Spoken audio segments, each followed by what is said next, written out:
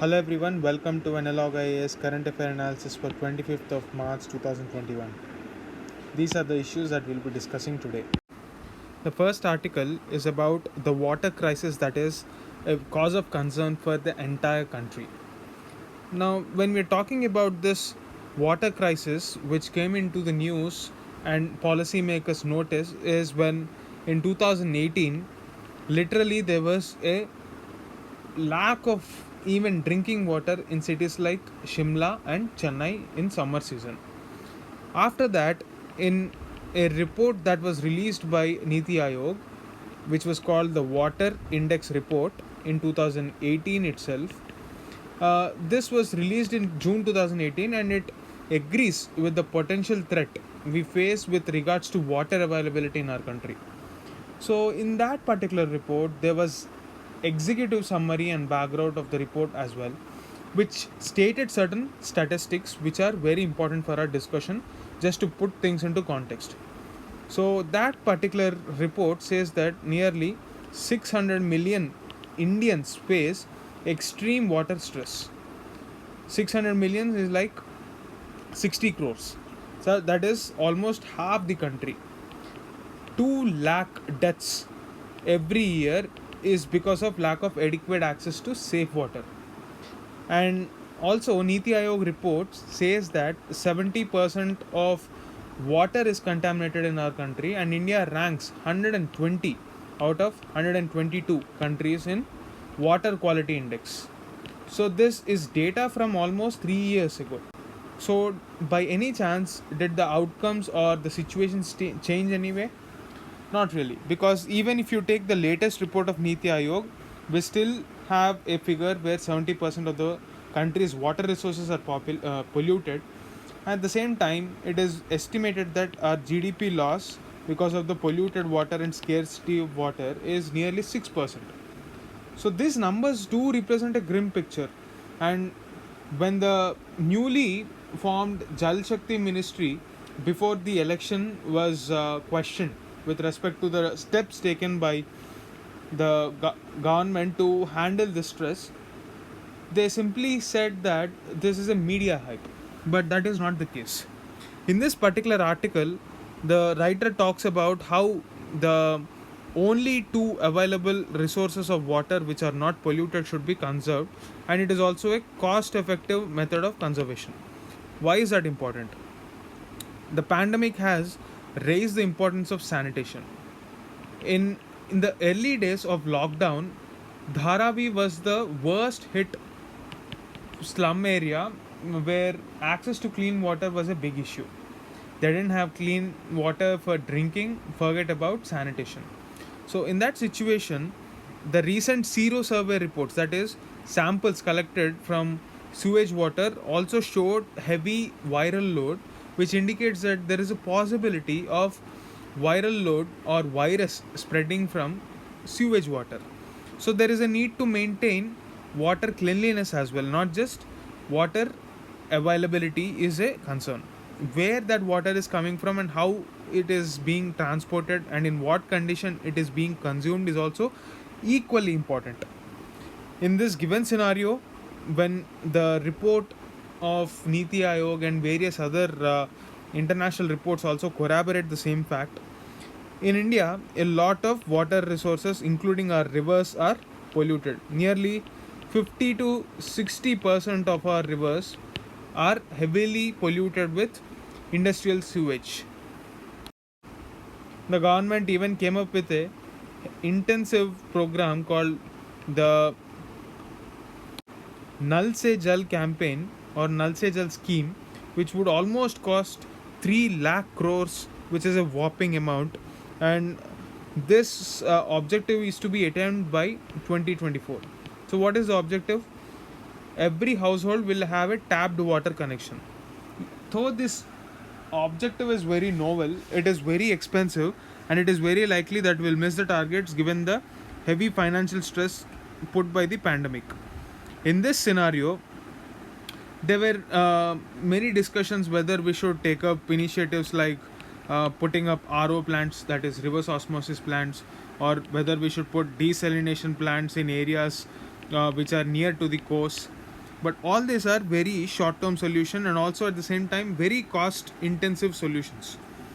According to the view of the author, we have to conserve primarily two areas. One, the aquifers which are in the riverbeds, and secondly, water in our forest areas. So these sources can be tapped into in a very sustainable way if we tap them in a sustainable manner. But at the same time, conserving these sources is also equally important. But for that, we need to follow a holistic approach of conserving the environment as such. So, the bottom line here is we can tap into these resources only when we follow sustainable development models. And India should take care of following this developmental principle of sustainable development in every decision that we take. That is the gist of this article. This article titled Learning from Bangladesh is about the lessons that India can learn from our neighbor, that is Bangladesh, which has witnessed a phenomenal growth in recent times in terms of economics. So, in 2019, for example, India's growth rate is somewhere around 5%.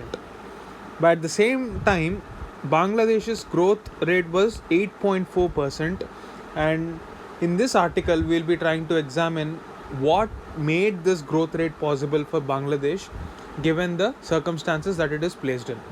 It is one of the few countries to have maintained a positive growth even in the COVID pandemic. So, this is a positive sign. Now, in this context, let us understand what the factors are. Interestingly, along with Bangladesh, we have to look at the economic rise of Vietnam.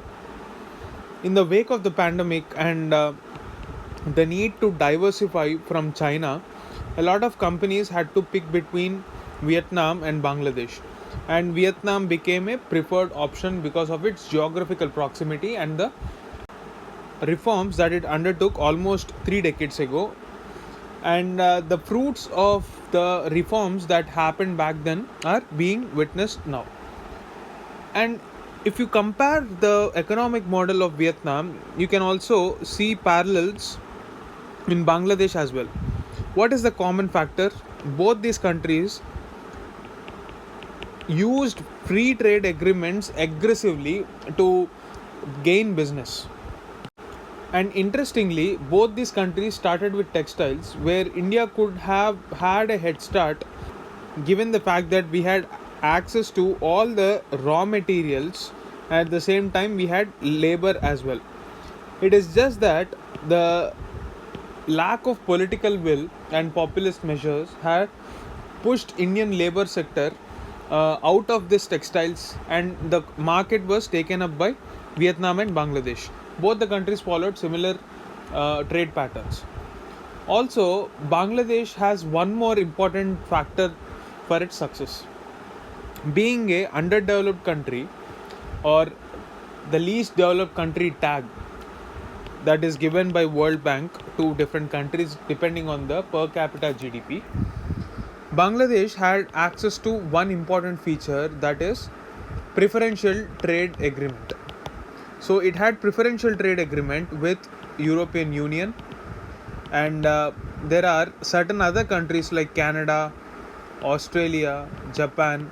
All these countries under this preferential trade agreement give a free way by almost giving a zero tax regime benefit for Bangladesh. With India too, Dhaka had a zero export duty on key products. For example, a lot of ready-made garments that we see in our market today come from Bangladesh. And just like in the case of Vietnam, even in Bangladesh, the investor is treated properly and the concerns of investors are always addressed.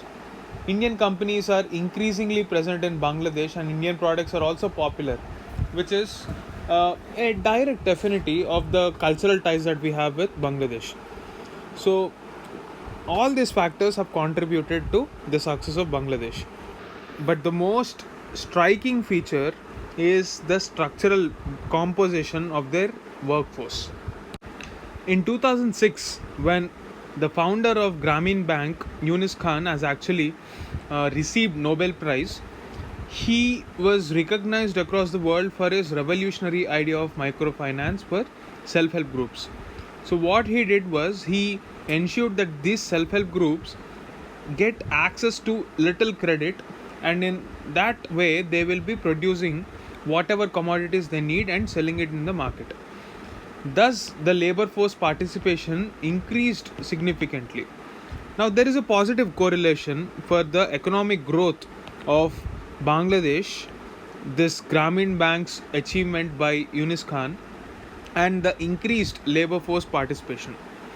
Just because of the increased productivity, there is a positive correlation of economic growth as well. Now, because of the economic empowerment of women, naturally, when we're talking about the indicators of health, Bangladeshi women perform better on almost all the indicators, whether it is infant mortality, sanitation, or gender equality. All the factors, Bangladesh scores better than India. So, what are the key lessons that we can learn? Firstly, obviously, focusing on women, increasing the credit access, making self-help groups a key idea. Under NRLM we already do it, but we have to make it more mainstream and do it at scale so that cooperative movements also catch up.